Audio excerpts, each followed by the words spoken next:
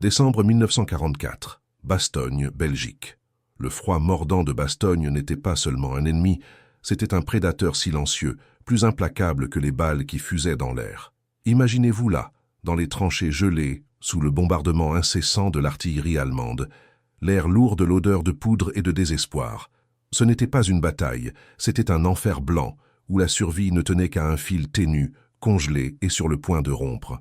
Des milliers de soldats américains, encerclés, affamés et les doigts gangrenés par le gel, se battaient non seulement contre un ennemi implacable, mais contre la nature elle-même.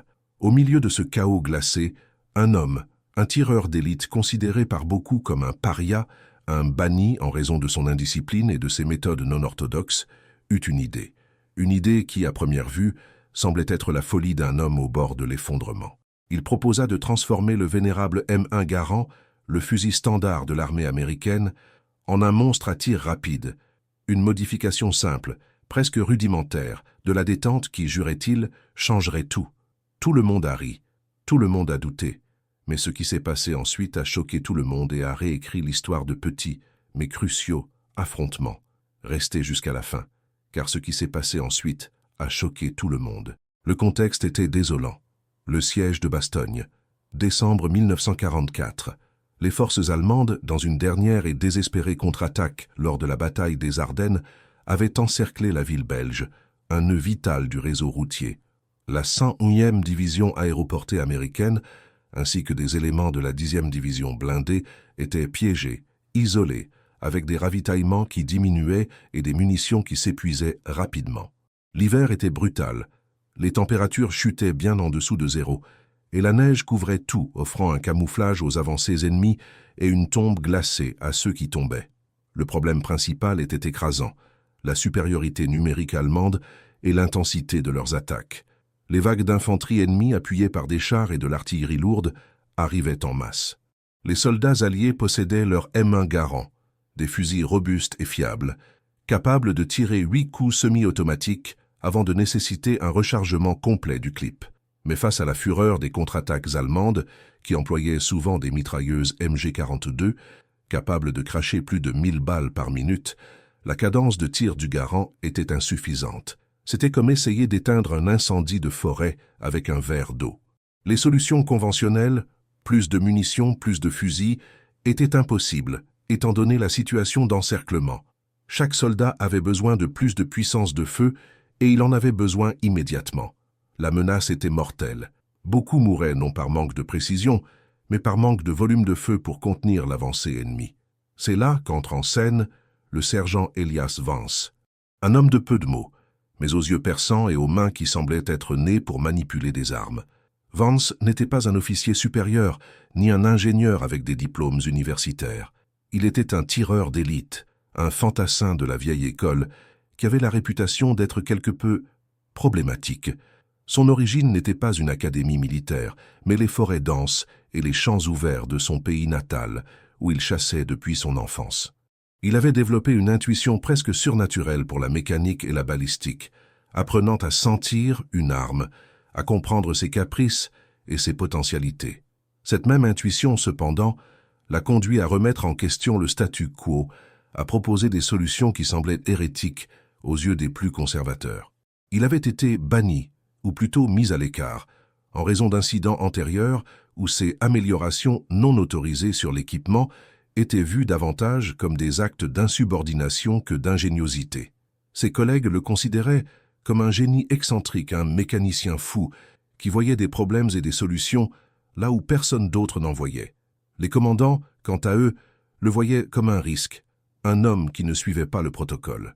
À Bastogne, il se trouvait dans une unité de première ligne, presque un exil, la punition parfaite pour un homme qui ne savait pas se tenir tranquille. Mais Vance ne pouvait pas rester tranquille en voyant ses camarades mourir. Il observait, nuit après nuit, les attaques incessantes. Il voyait le désespoir dans les yeux des hommes alors qu'ils tentaient de recharger leur Garand sous un feu nourri, le temps que cela prenait, le vide de tir que les Allemands exploitaient impitoyablement. Il n'était pas un stratège, mais il était un solutionneur de problèmes. Et le problème pour lui était clair. Le Garand avait besoin de plus de vitesse, plus de cadence. L'idée lui vint au milieu du bruit assourdissant d'une explosion de mortier, un éclair de lumière dans l'enfer blanc. Une pensée simple, presque triviale pour un homme avec ses connaissances pratiques des armes.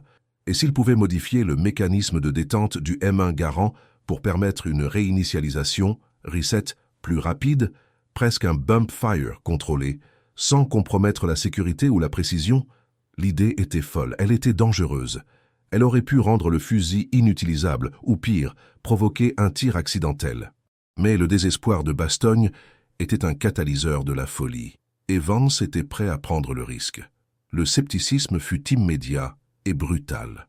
Lorsqu'il murmura son idée à un compagnon de tranchée, la réponse fut un rire amer. « Vance, tu es fou? Tu veux qu'on se fasse exploser les mains?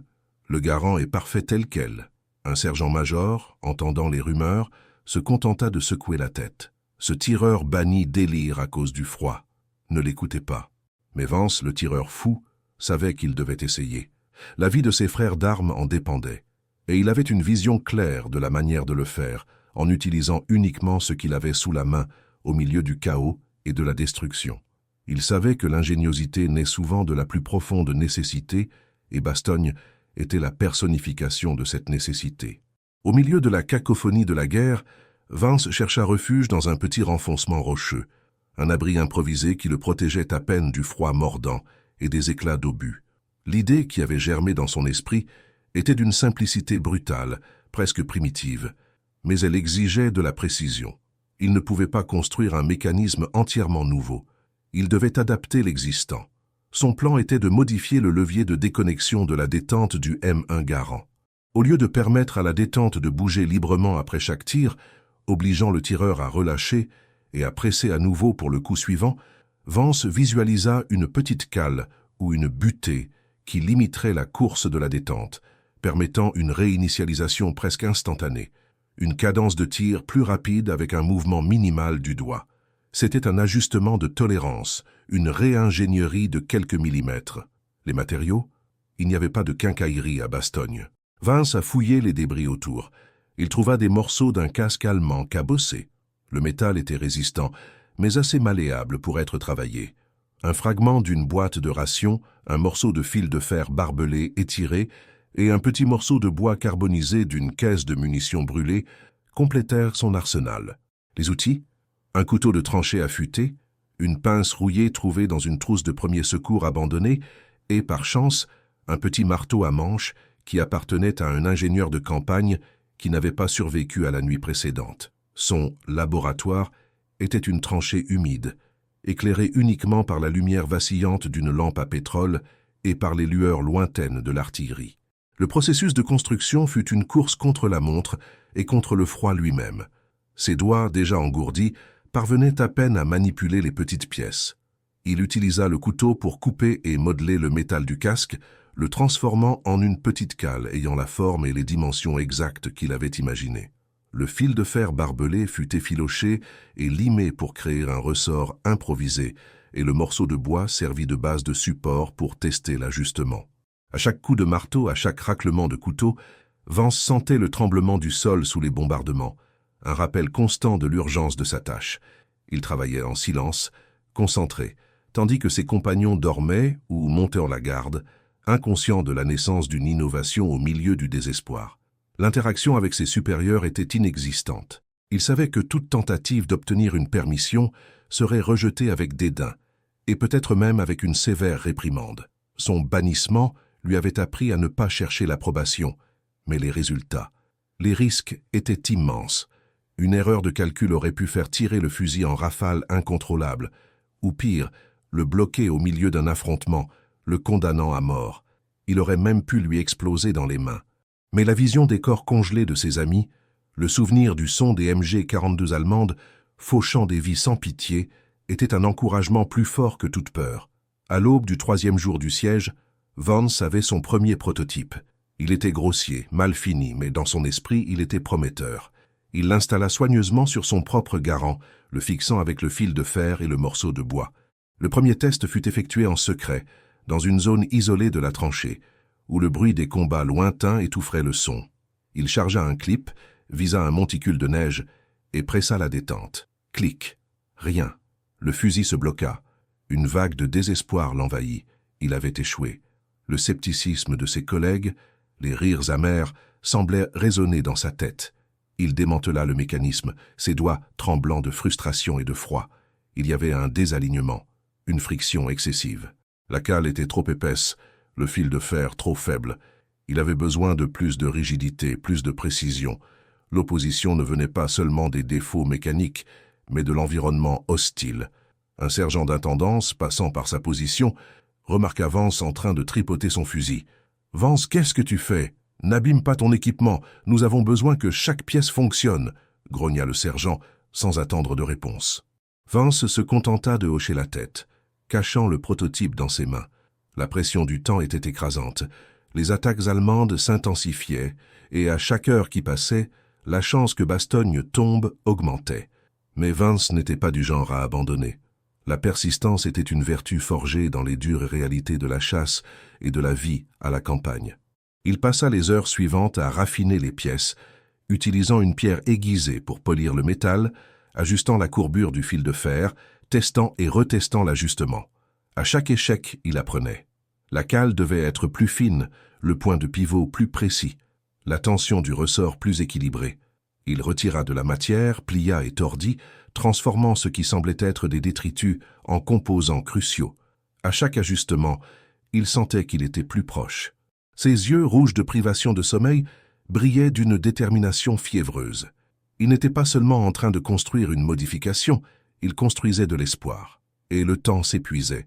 À chaque minute qui passait, le siège se resserrait, et la vie de ses frères d'armes ne tenait qu'à un fil plus fin que le fil de fer qu'il modelait.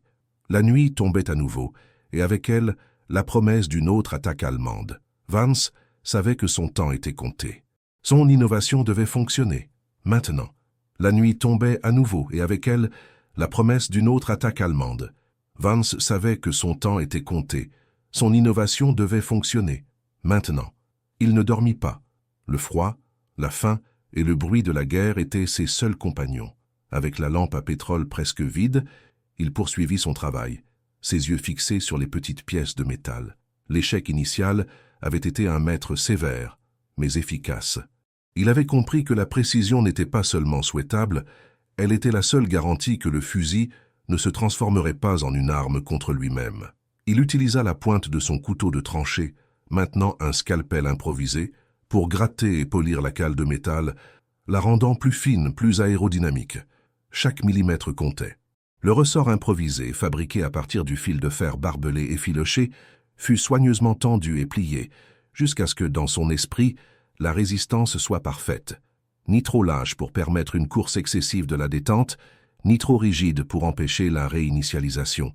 C'était une danse délicate entre la force brute et la précision microscopique, exécutée par des doigts calleux et endurcis par le travail, mais qui maintenant se déplaçait avec la délicatesse d'un horloger. À chaque ajustement, Vance montait et démontait le mécanisme, observant le mouvement de la détente. Il pouvait sentir la différence. Ce clic rugueux, qui signifiait auparavant le blocage, était maintenant un clac, sec et rapide. La mémoire musculaire d'années de tir guidait ses mains. Il testa le mouvement de la détente des dizaines de fois, l'index se contractant et se relâchant, simulant le rythme qu'il cherchait. Le garant, entre ses mains, semblait respirer d'une nouvelle manière, un rythme plus rapide, plus affamé. La pression extérieure était presque palpable. Des rapports de reconnaissance parlaient d'une nouvelle vague d'infanterie allemande se préparant à une attaque massive sur la colline Est, précisément là où l'unité de Vance était positionnée. Les cris des blessés qui arrivaient au poste de premier secours improvisé étaient un rappel constant de ce qui se passerait s'ils ne parvenaient pas à contenir l'avancée. Les munitions continuaient de se raréfier, et le moral, bien que non brisé, était à son plus bas. Personne n'espérait de renfort rapide. C'était juste eux contre l'enfer blanc. Finalement, sous la faible lumière d'une nouvelle aube, Vance sentit qu'il était prêt. Le prototype, maintenant plus robuste et, il l'espérait, fonctionnel, était fermement emboîté dans son garant. Il l'emmena dans une partie de la tranchée, où le bruit des mortiers et des rafales lointaines était constant. Il chargea un clip de 8 coups. Il visa un morceau de glace qui dépassait de la neige et pressa la détente. Thump, thump, thump, thump, thump, thump, thump, thump. Le son était différent. Ce n'était pas la cadence espacée et contrôlée du garant original.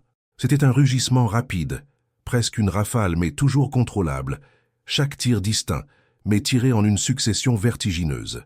En moins de 2 secondes, les 8 coups furent tirés, le clip éjecté avec le familier ping métallique résonnant dans la tranchée gelée. Vance sentit un frisson. Ça a marché. Ce n'était pas un tir automatique, mais c'était un bond gigantesque dans la cadence de tir semi-automatique, un bump fire de précision, quelque chose qu'il appellerait le mode de détente. Un soldat qui passait en hâte par la tranchée, le caporal Miller, s'arrêta brusquement, regardant Vance avec des yeux écarquillés. « Vance, qu'est-ce que c'était ?» Ça ressemblait à une mitrailleuse. Vance se contenta de hocher la tête, un sourire sombre aux lèvres. « Juste un petit ajustement, Miller. Prépare-toi, je pense que nous allons avoir besoin de toute la puissance de feu que nous pourrons obtenir. » Miller secoua la tête, incrédule. « Tu es fou, Vance. Un fou de génie, peut-être. Mais fou. » La confirmation ne tarda pas à arriver. La radio cracha la voix urgente du lieutenant Davis. « Attaque imminente sur la colline Est. Tous en position. Je répète, attaque imminente. » Le cœur de Vance battait fort, non par peur, mais par une adrénaline glacée. Il avait sa modification. Il avait une chance.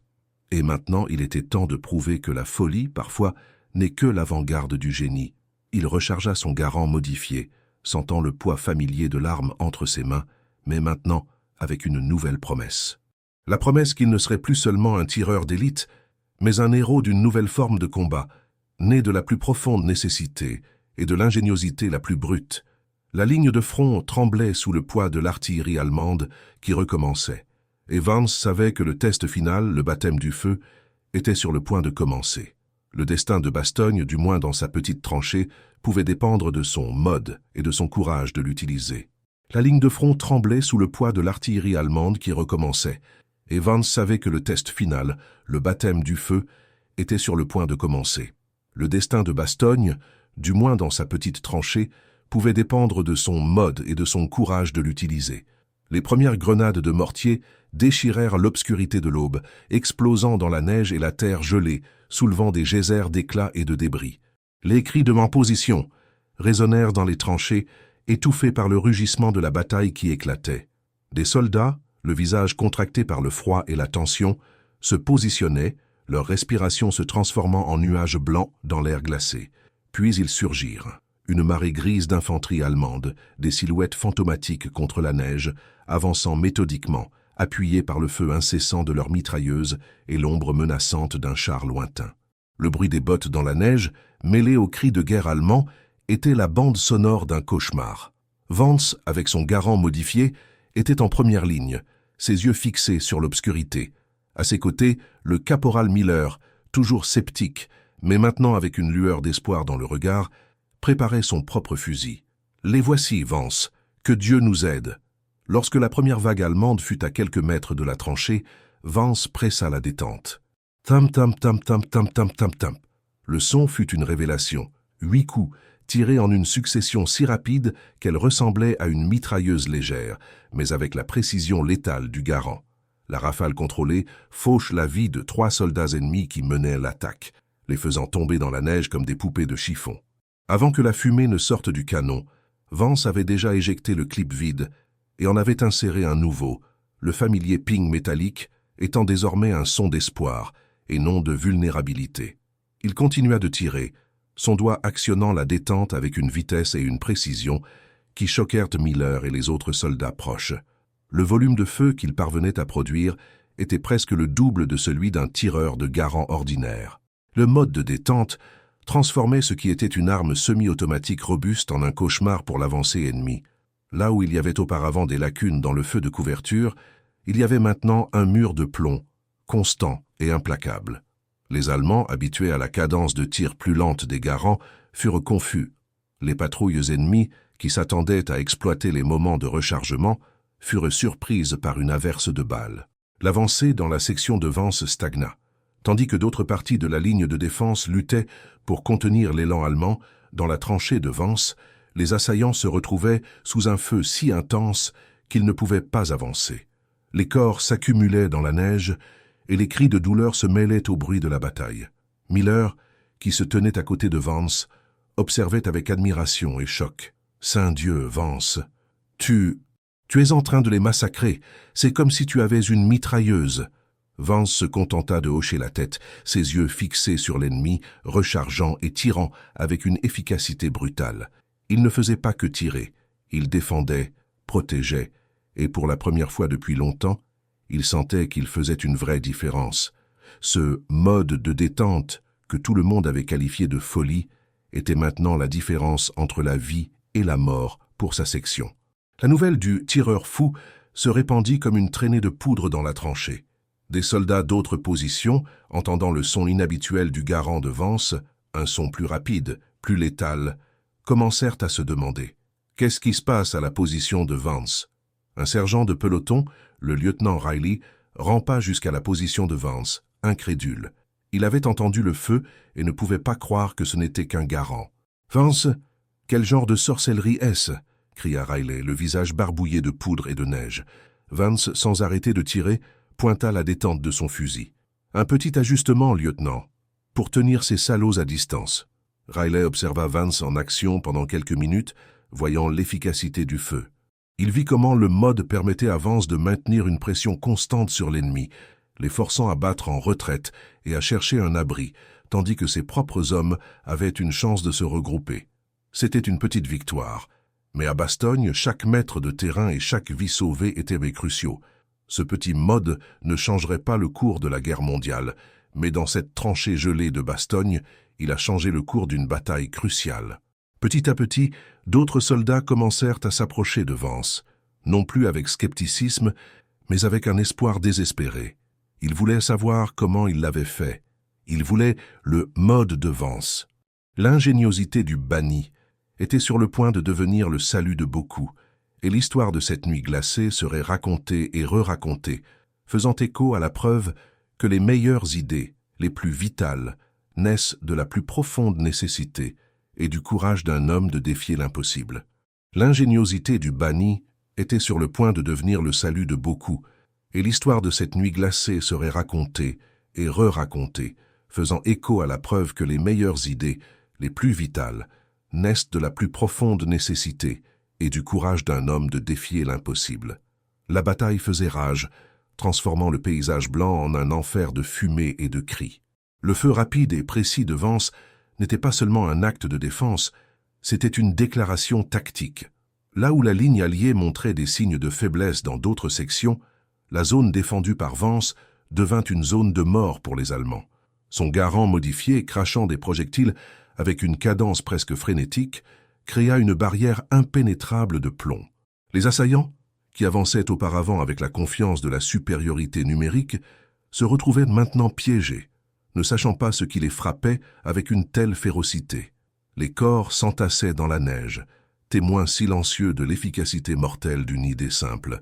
Le caporal Miller, qui avait assisté à la transformation, ne pouvait plus contenir son étonnement. « Vance, tu es en train de renverser la vapeur tout seul, ils ne peuvent pas passer. » La voix de Miller était rauque, mais elle portait un ton de révérence. D'autres soldats de la tranchée, initialement incrédules, observèrent maintenant avec un mélange de peur et d'admiration. Le son caractéristique du garand de Vance, un thump-thump-thump presque continu, devint le son de la résistance dans sa section. Les Allemands, attendant le familier ping du clip éjecté pour avancer, étaient pris par surprise par la prochaine rafale rapide qui suivait presque immédiatement, sans la pause attendue. La nouvelle de l'arme de Vance, ou du mode du tireur banni, se répandit rapidement. Non par radio, mais par le murmure urgent entre les tranchées, porté par des coureurs et des messagers. Le lieutenant Riley, qui avait personnellement été témoin de l'efficacité, ne tarda pas à agir. Au milieu du chaos, il rampa jusqu'à Vance, non plus avec scepticisme, mais avec une urgence désespérée. « Vance, nous avons besoin de ça. Nous avons besoin que tu l'enseignes aux autres. Maintenant. » Vance, le visage barbouillé de poudre et le regard fixé sur la bataille, se contenta de hocher la tête. Dans un bref moment de calme relatif, il démonta son fusil, montrant les pièces improvisées à Riley et à quelques autres soldats. Avec des mains rapides et précises, il démontra comment il avait modifié le mécanisme de la détente, en utilisant les morceaux de métal et de fils de fer qu'il avait sous la main. La simplicité de la solution choqua tout le monde. Ce n'était pas de la haute technologie, c'était de la pure ingéniosité. À partir de cette nuit, la tranchée de Vance se transforma en un atelier improvisé. Des soldats, avant leur tour de garde ou pendant de brèves pauses dans les combats, venaient voir Vance apportant leur propre garant et tout morceau de métal qu'ils pouvaient trouver. Casque allemand cabossé, boîte de rations, morceaux de fil de fer barbelés, tout devenait matière première pour la modification. Vance, avec la patience d'un maître artisan, enseignait, guidait et aidait à l'adaptation. Il n'y avait pas d'outils idéaux, seulement des couteaux de tranchée, des marteaux improvisés et la détermination d'hommes luttant pour leur survie. L'impact fut presque instantané. Initialement, la victoire fut attribuée à la chance, mais les patrouilles allemandes commencèrent à signaler un nouveau type de feu allié, plus rapide, plus létal. La renommée du mode de Vance se répandit rapidement parmi les troupes, de bouche à oreille. En peu de temps, d'autres soldats adaptaient leur propre garant, utilisant tout ce qu'ils pouvaient trouver. Les tableaux comparatifs post-bataille, qui feraient un jour partie d'un documentaire, montreraient une chute brutale des pertes alliées dans les positions qui avaient adopté la modification. Le sergent Vance de Paria devint un innovateur, un héros silencieux dont l'idée simple changea le cours de petits, mais cruciaux, affrontements. L'imitation par les autres troupes, d'abord informelle, consolida son héritage. La capacité de tirer 8 coups en presque la moitié du temps traditionnel, sans avoir besoin d'une mitrailleuse lourde, signifiait que de petites patrouilles pouvaient avoir une puissance de feu équivalente à des sections plus grandes. Cela permit aux défenseurs de Bastogne de maintenir des positions qui, autrement, auraient été envahies, économisant des munitions précieuses et, plus important encore, des vies. On estime que, dans les semaines suivant le siège, les unités qui mirent en œuvre le mode de Vance enregistrèrent une réduction de 20% à 30% des pertes dues aux tirs ennemis dans les affrontements directs, tandis que le nombre de pertes allemandes augmentait de manière exponentielle. Le mode non seulement sauva des vies, mais éleva le moral, donnant aux soldats un outil pour se battre à armes égales contre un ennemi supérieur en nombre et en armement lourd. L'ingéniosité de Vance avait transformé le désespoir en un avantage tactique, prouvant que, même dans les circonstances les plus terribles, l'esprit humain peut trouver des solutions là où la bureaucratie et la convention échouent, et le siège de Bastogne, qui semblait une défaite imminente, commença à montrer des signes d'une résistance inébranlable, propulsée par une innovation folle née dans les tranchées gelées. À la fin de la guerre, le siège de Bastogne fut levé, et la victoire, bien que coûteuse, fut remportée. Elias Vance, le sergent banni, n'a jamais reçu de médaille pour son innovation, ni son nom ne fut gravé sur des plaques de bronze. Comme tant d'autres héros silencieux, il retourna chez lui à sa ferme et à l'anonymat des collines, où il avait appris à sentir la mécanique du monde. Il resta un homme de peu de mots, un mécanicien né qui préférait la compagnie de ses outils à la reconnaissance publique. L'histoire de son mode de détente devint une légende de tranchée, murmurée parmi les vétérans, un témoignage de l'ingéniosité qui fleurit dans l'adversité extrême. Son héritage, cependant, transcenda les décorations formelles. L'adaptabilité, la capacité d'improviser avec ce que l'on a sous la main, et la conviction que les solutions les plus efficaces peuvent être les plus simples, furent des leçons que Vance, sans le savoir, inculqua à une génération de soldats. Son histoire nous rappelle que la véritable innovation n'est pas confinée aux laboratoires scientifiques ou aux esprits privilégiés. Elle peut surgir de la plus profonde nécessité, du courage d'un fou qui ose défier le statu quo. La persistance vainc le scepticisme. Les solutions simples, nées de l'urgence, surpassent souvent la complexité. Au milieu du chaos et du désespoir de la guerre, l'étincelle du génie humain peut allumer la flamme de la victoire, sauvant des vies et réécrivant le destin. Et vous, quel mode simple attendez-vous pour créer dans votre propre vie?